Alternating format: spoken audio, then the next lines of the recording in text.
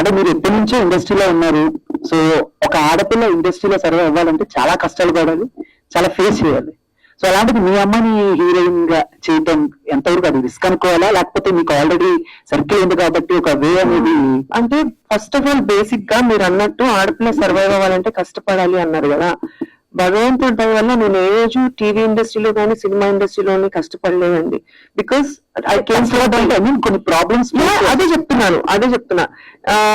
టీవీలో ఉన్నప్పుడు మా ఆయన డైరెక్టర్ కాబట్టి నేను చేసే ప్రోగ్రామ్స్ కి I was queen there.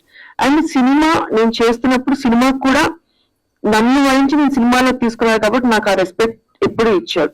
So ఇప్పుడు జనరేషన్ అట్లా లేదండి, అందరూ ఎడ్యుకేటెడ్ అయిపోయారు, అందరూ హీరోయిన్స్, హీరోస్, డైరెక్టర్స్ అందరూ. సో ఎవరిని తక్కువగా ఎవరు చూడట్లేదు, అందరికీ ఆ రెస్పెక్ట్ ఇచ్చే చూస్తున్నారని నేను అనుకుంటున్నా. ఒకప్పుడు ఫీల్డ్ వేరేమో నాకు తెలియదు కానీ ఇప్పుడైతే అట్లా లేదు.